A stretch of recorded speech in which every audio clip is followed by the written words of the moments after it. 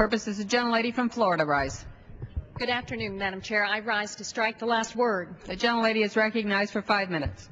Madam Chair, I'm committed to cutting the deficit, and I sought a seat on the Budget Committee to do so. But I rise to express deep concerns over the Congressional Republicans' irresponsible fiscal scheme that will harm communities and students back home that I represent. We need a multi-year strategy to cut the debt and the deficit, but a strategy that ensures that America retains the superiority in education, innovation, and research. We must cut waste and close the huge tax loopholes written by lobbyists like the one for oil companies. But congressional Republicans do not do this. Instead of tackling the debt and deficit in a smart and strategic way, the Congressional Republican scheme will result in job losses, and it will make economic recovery more difficult for American families and businesses. And here are some stark examples from the community I represent back in Florida in the Tampa Bay area. First, on education and the Pell Grants. I represent an education community with a large public research university and a private college and many community colleges.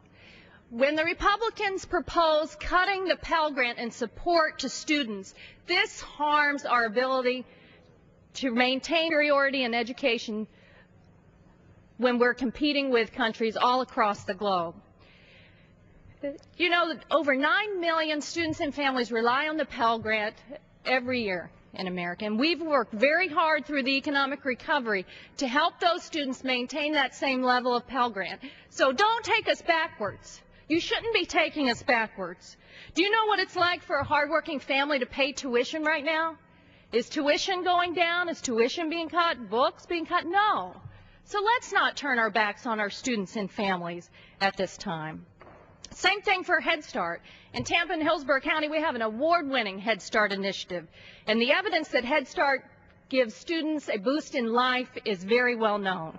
Parents have to be involved, and we wish all eligible kids could get that boost.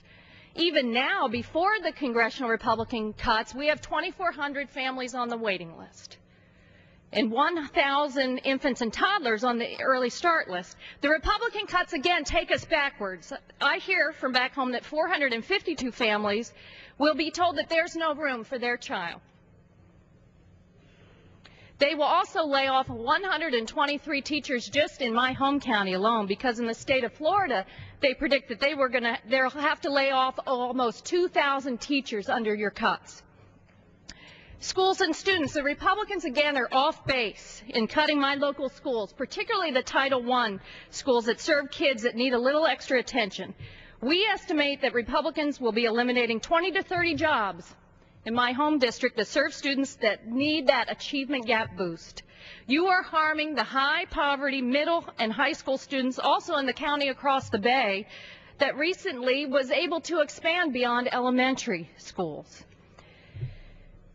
Colleagues, and Madam Chair, rather than close the tax loophole for the oil companies that are making multi-billion dollars in profits, the Republicans instead cut my local police and sheriff's departments, like the help we get under cops for the anti-methamphetamine initiative and for our juvenile justice initiative to try to prevent gangs from forming in the counties.